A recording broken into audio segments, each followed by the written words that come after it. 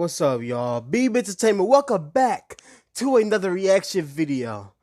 This is called Three Lockdown Horror Stories Animation Compilation. This is by Doctor No Sleep. So we about to check this one out. This is all to be good. So without further ado, guys, let's go and play. Dope intro. It happened as the bell rang, finally signaling a long-awaited recess. But as we got to our feet, another message played over the speaker system. Students of Recall Hall, please remain seated. The school has been put on lockdown. No one is allowed to leave under any circumstances.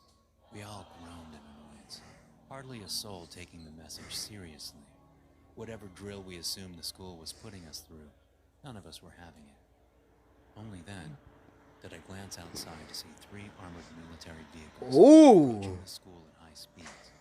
Within a minute, dozens of soldiers poured out with heavy equipment and metal plates, running up to our windows. One by one, they started boarding them up, drilling the plates in front of our windows, making any thought of escape impossible. What's happening? Leo asked. Oh my God. The teacher. What do you even do in this situation? The military pulls up and they board up all the windows so you won't escape. Like, what is in that school that it'll be that serious? Like, bruh, He looked just as I will be confused as the scared. rest of us. He went to his desk and pulled out a phone, calling the principal, but he didn't answer. We're just going to stay here, all right? Let them deal with the situation, then we can leave. I dug my mobile phone out from my bag, only to find No that signal. I didn't have any signal. While the school always had crappy service, it never been left without the possibility to call out. Whatever the soldiers had done, it had blocked off our only means of contacting the outside world. I can't call anyone, I said, holding up my phone. The other students, even Mr. Morgan's, pulled out their phones, each of them with the same result. Oh, Lord. Everybody keep calm. It'll be all right, Mr. Morgan said unconvincingly. We just need to wait here for them to help.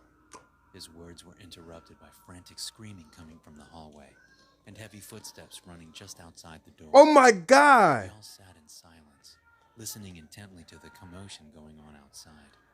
Then, one by one, the screams were silenced, replaced by distant gurgles. By then, some of my classmates had started crying, while others sat frozen in fear. Oh. Fuck this shit, I'm leaving, one of the students said. It was Jack, the class asshat. Am I still recording? He'd always been a daredevil, claiming nothing could scare him. But even for him, this was ridiculous beyond belief. He ran for the door, pulled it open. Oh, he's messed up. Mr. Morgan's was too slow to stop him. He just rushed over to pull the door closed. We all sat back, ready for another bout of screams, but they never came. By all means, it seemed like Jack had made it to safety. But how he'd possibly leave the school, we didn't know. He made it? Leo called from the back. I don't know. It sounds like he's fine, another one chimed in. As the news of his escape hit us, more of the students started feeling confident we could get out with him. Whatever the military had blocked the school for, it wasn't to keep us safe, so staying in one place might end up getting us all killed. While Mr. Morgan's demanded we stay back, he couldn't fight us all. So listen, I would leave too. Students, including myself, decided to leave. Leo took the lead, sticking his head outside the door and signaling that it was all clear. We ducked into the hallway in silence, making sure it was empty. The place was eerily quiet, a stark contrast to both its usual self and the screaming we'd heard moments earlier. We unanimously decided to head in the opposite direction of the sound, which also went towards the main exit. While we all figured the main exit was blocked, we were hoping one of the ventilation shafts had been forgotten, and the only vent entrance we knew about was situated near the main doors. If Jack had made it outside, that would be the only way. As we walked down the hall, the lights suddenly went out. Whoo! Because even the ventilation system fell silent, meaning the whole building had lost power. The only light we had then came from our mobile phones, but it hardly provided any comfort. Then, I slipped and hit my head on the ground. How? It hurt, and as I went to rub the back of my head, It felt wet. At first, I was worried I might have cracked my head open, You got but Dookie? then I realized that my entire back was wet. Leo shined his flashlight at my back, immediately gasped as he realized I was covered in blood. The only issue was, it didn't belong to me. The entire hallway was covered in blood. Jesus The Christ. walls and the ceiling. Maybe we should turn back? Elise said. No, we need to get out, Tyler argued back. We kept going, slowly moving forward in silence, until we finally saw the exit. As suspected, the doors had been sealed shut by the same metal plates, but next to the door stood a ladder leading up to the vent. I don't know if you could trust Probably that. the one Jack had used to escape. Tyler rushed to the front and started ascending the ladder. As he got to the vent, he froze in place. Jack? He said quietly. He's in there? I asked. Yeah. But he's not moving. Then Tyler started tugging on Jack's legs and tumbled back as he pulled half his body out of the vent, falling onto the ground and knocking himself out for a moment.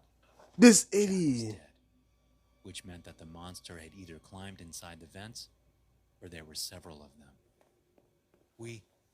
We should go back to the classroom and wait for help, Elise suggested as she stared at Y'all me. should have left.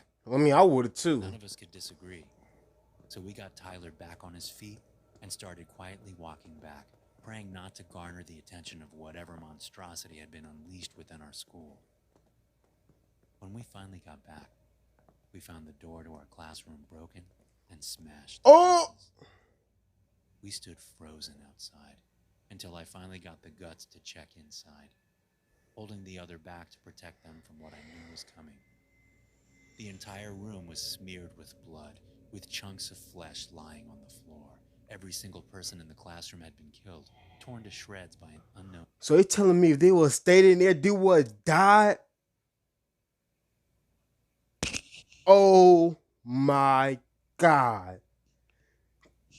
What is going on? entity. Had we not left to look for a way out, we'd all be dead too. What are we going to do? Elise asked. I don't know. We just have to keep looking for a way out. We can't stay here. They can run to a monster We about to walk jump in it. the opposite direction, hoping to find shelter, or maybe even an escape through the basement. But as we turned to run, we heard a bizarre sound shatter the silence around us. Woo! What was that? Tyler asked with a shaky voice. It was the thing. It has to be. Listen, if the monster pulls up on y'all, y'all better jump it. Each and every last one of y'all. If y'all can't outrun it, y'all better jump it. Like, y'all better be throwing them hands. Boom, boom, boom, boom, boom. Better curve stomp it. Do something. The darkness felt more overwhelming than ever. Careful. We had to keep going. We ran through the halls, occasionally coming across streaks of blood. As we turned a corner, we heard Elise scream for her life. No, help me! She'd been snatched by a mangled appendage that wrapped itself around her leg. It stretched endlessly far into the darkness, belonging to a being that was too far away to see. We tried to grab onto her, but she was slipping away too fast. We could hear the bone within her leg get crushed to pieces as she slipped away from our grasp. Elise! Tyler yelled as he started to run after her. Keep moving. Leo tried to follow, but I pulled him back. Don't do it. We can't help her. Tyler! Leo yelled, hoping to bring him back to us. It was too late. He too got entangled in the many dark appendages, his body being crushed almost instantly under the pressure. They were dead, and there was nothing me and Leo could do about it. So we kept running, turning around corners blindly in an aimless attempt at escape. We'd gotten lost in the vast hallways of the school, and there were no obvious ways out. At least, we came to another set of doors that led out into freedom, but they were locked. Defeated, I just collapsed onto the ground, but Leo wasn't ready to give up. He kept hammering on the boarded up windows, and in the distance, we could hear the monster come closer. Bro, use a hammer. He'd be dead. Then, as he hammered for the last time, the metal panel suddenly vanished, letting light in for the first time. The doors blew open, and a team of heavily armed soldiers came running into the building. They threw something I could only describe as military-grade Molotovs before one of them turned to us. Is there anyone else left? No, They're all dead, I stuttered. With that, they pulled us out and sealed the doors back up. That was pretty much it. They loaded us into a vehicle and drove us to an isolated field hospital set up inside some warehouse. Once they'd confirmed we didn't carry any strange infections, we were put through a series of interviews. But nothing came of it, because the school was gone the next day, burned to the ground, and removed as if it never existed. And the hundreds of deaths were claimed to be caused by a crazy fire. All of it got brushed under the rug. But I can't hide the truth anymore. Jesus Even if they Christ. kill me, I need to get this story out. People deserve to know. Hey, you. Would you like to get access to 4 exclusive bonus stories every month? Nah, I ain't got the money for that So on check out my Patreon. My page, bad. patreon.com/drnosleep. Just look at what my current patrons have said about the bonus I'm stories. broke. These are just a few of the comments they left. So if you want access to these exclusive stories too, be sure to sign up at patreon.com. I'll think about it. /drnosleep. You can find the link in the video description. And now back to the story. This will be my last transmission. If you're hearing this, please know that I did my best to save you all. I've run out of food, and there's just no cure to this plague. When I die, my body will be located at... Please burn the place to the ground and pour concrete atop of the remains. There's no solution. Please, do not open the door. I'm so sorry for what we have created, but as long as I die inside this building, it means you all get to live. In the beginning of 2012, I joined a group called Sano Project, a bunch of scientists funded by an unknown prospector. Our goal was simple in concept only, to produce a vaccine that would immunize people via aerosol droplets. We'd been given a heap of different substances and pathogens to achieve the desired effect. We'd be using mice for the experiment, but due to the high risk of accidental contagion, we were put into lockdown for the duration of the experiment, which was only supposed to last 6 months. Food and supplies would be delivered using an isolated lift, taking everything we needed underground into an airlock. When we started, there were 6 of us, with Professor Jenkins in the lead. He was an old and equally odd fellow, but he was the top in his field. There was no one more suited for the job, and the 5 of us that worked under him greatly admired the man. Still, outside of work hours, he confined himself to his room with lab reports and an endless pile of books about exotic infectology. Honestly, as much as I enjoyed working under such a great mind, he scared me at times. He seemed overly enthusiastic about the experiment part, and less so about saving lives. For the first 5 months, work went on as normal. We combined different pathogens and tried to create harmless fragments from their protein capsule, aerosolizing them as a vaccine, hoping the mice's bodies would absorb them. It was an endless stream of disappointment, as the poor animals kept dying. Then, at the end of the 6-month... So what that basically means is whatever y'all doing, y'all need to stop and work on something else, you know? Because obviously it's not working. contract, Professor Jenkins created something new entirely. While it wasn't anything near what we wished, he'd managed to invent something no one thought possible. He'd mixed a strain of highly infectious virus with a bacteria. It was a miracle with limitless harmful potential, and it terrified us. Still, his explanation somewhat lulled half the staff into a false sense of security. His idea was that the right mix of pathogens, he could invent a virus that integrated itself into the human genome, which then started producing a new type of defense mechanism entirely, something separate to the immune system. To us, it sounded like a ludicrous fever dream, but the higher-ups were convinced by his ramble, basically forcing us to stay under lockdown for another 6 months as we worked on Professor Jenkins' new personal pet project. We followed orders, making countless hybrid pathogens, all in the hopes that it might lead to a cure for all infections. I repeatedly voiced my concerns, but the rest were too afraid of reprisals to take my side. Then, halfway into the second term, the professor called me into his office. He looked unbelievably tired, as if he'd been awake for days. I hadn't seen him much lately, as he'd always confined himself to his office while he did grunt work. "I've finally done it, Carl," he said ecstatically. "A vaccine? But we haven't even started the aerosolized trials yet?" I asked, confused. He chuckled. "We won't need trials. not for this. What do you mean? I thought you would get it, Carl. Have you even looked around the world lately? We create cures for everything from basic infections to cancer and genetic mutations. We keep people alive decades past their supposed lifespan. And for what? To finally destroy the planet? To let our sheer numbers be the inevitable downfall of mankind? He went to the door, Yeah. locking it before removing the key. My gosh. I felt adrenaline surge through my body. And though I knew something horrible would come next, I hadn't the faintest clue what. I've created something that will save us all, but I need someone to start it all. Someone younger, healthier than myself. With that, he plunged a syringe into my neck before I could react. I pulled it out as fast as I could, but whatever its contents, it had been injected into my bloodstream. What the hell? I started to say, before the world went black before me. As I was left What do you unconscious, do? I couldn't tell whether I had died, or if I was just sleeping. It all felt so quiet around me, but also warm. It was an odd sensation, almost as if pressure was building up within me, getting ready to explode. Then, as if no time had passed at all, I awoke once more, lying on the cold floor of Professor Jenkins' floor.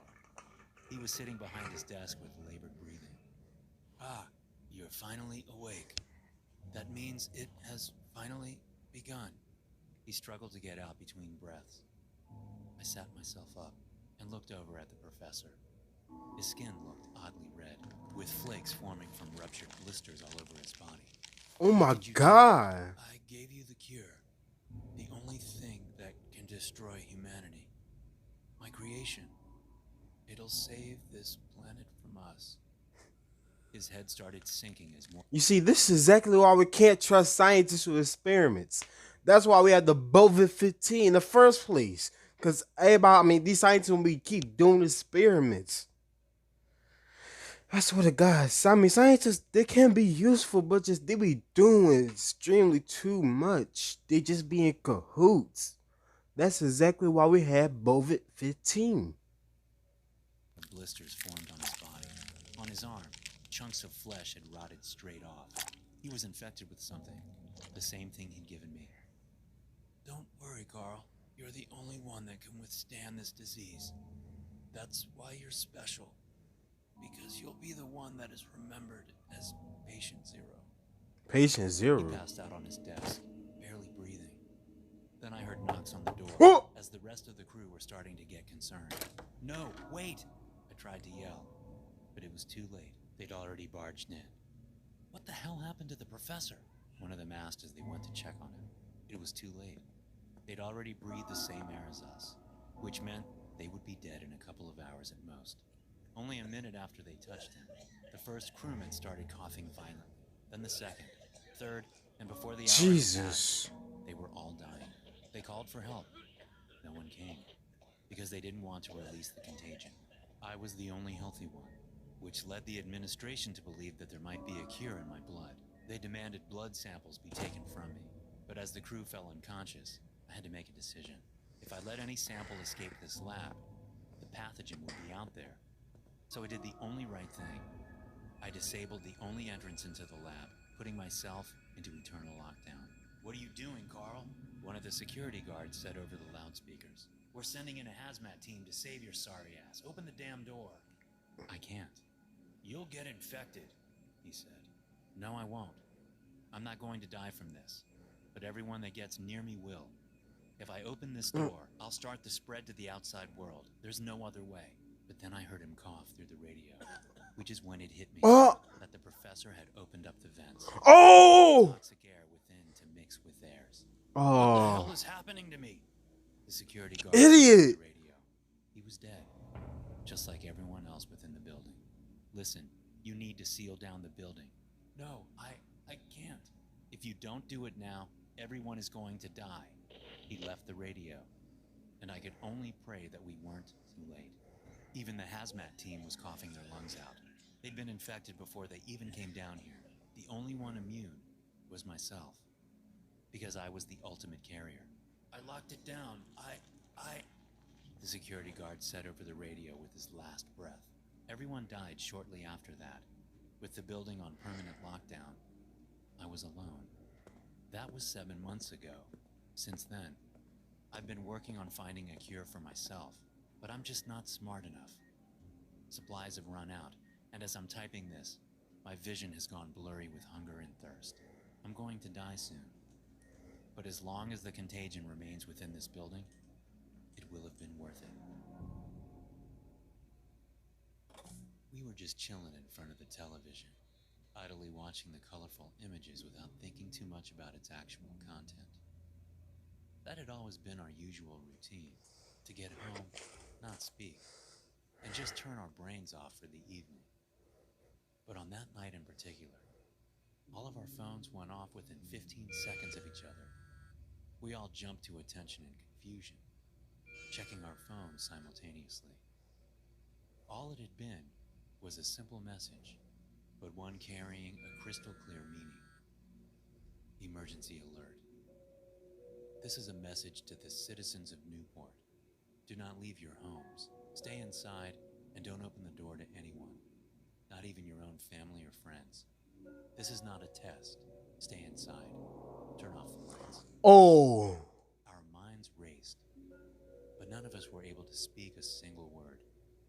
I looked over at my dad, who put on his glasses to make sure he read the message correctly. My mother seemed worried, her eyes filled to the brim with panic. "What is this?" my dad finally asked.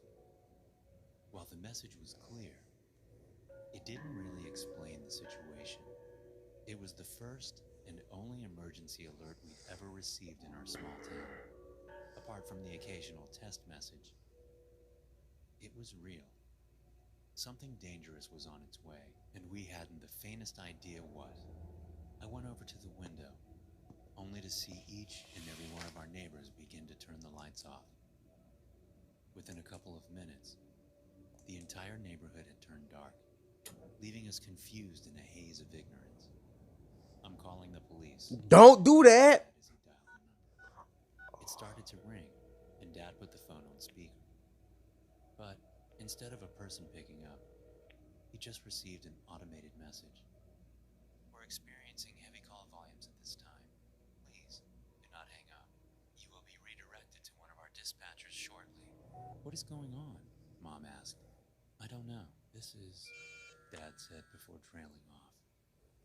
I still stood by the window, watching the empty neighborhood, Oh, this is nightmare fuel. I would be scared. wondering if anyone would defy the message and go outside. In the meantime, Dad was trying to call the police again.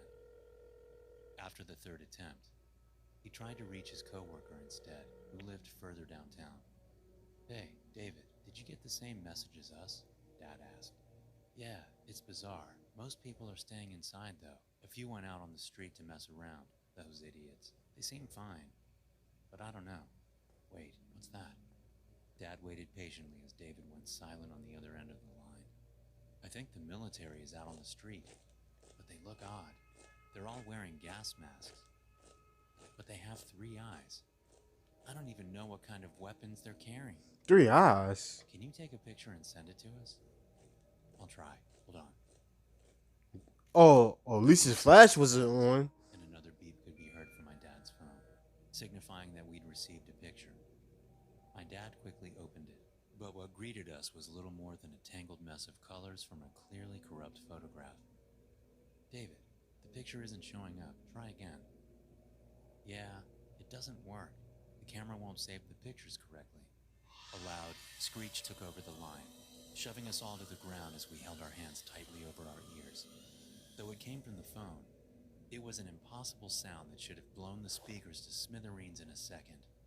Once the sound had subsided, we could still hear someone frantically breathing on the other end. "David, what happened?" They killed them all. They shot them with these weapons, just shredded them to pieces. All that's is, he stuttered. "David, you need to hide," Dad yelled. "But they're just standing there. It's like they're frozen in place. I don't understand. Why are they doing this? Why are they..." His words froze in his throat. "Oh my God. They saw me. They're coming towards me. They're..." Oh. Dad tried to call David back, but no one responded. Jesus, wait, alien The invasion? house felt dead silent, only interrupted by the intermittent beeps produced by the calling phone.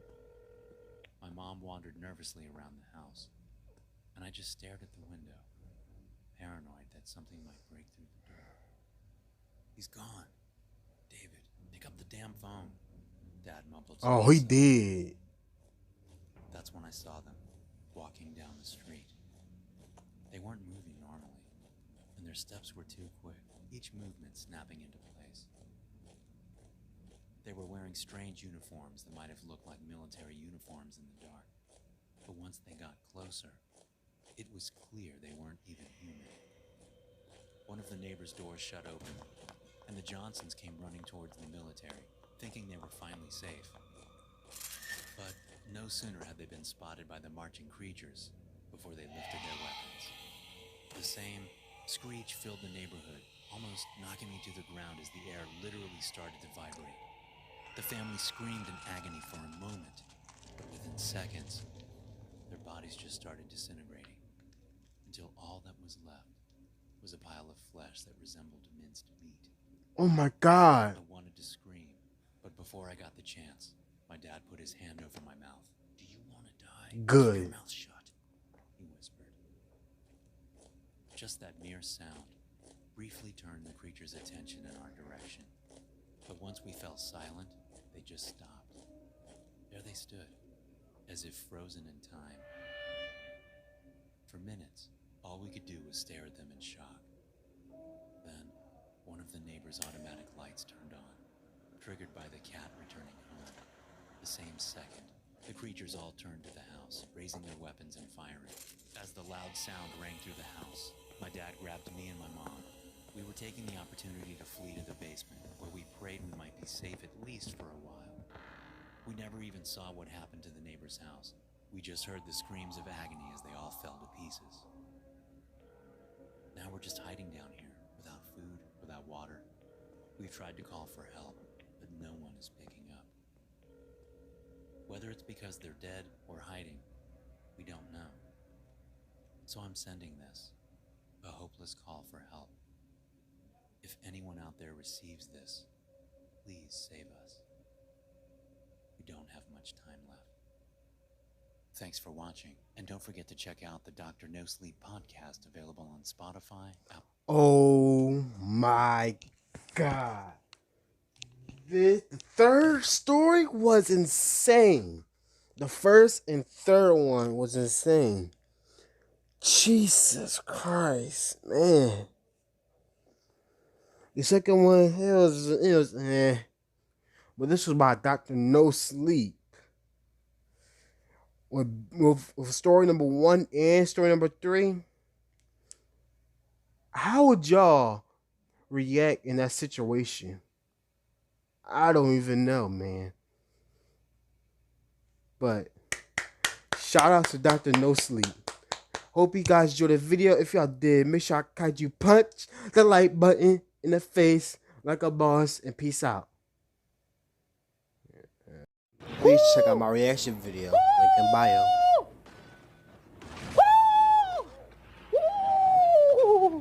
My God.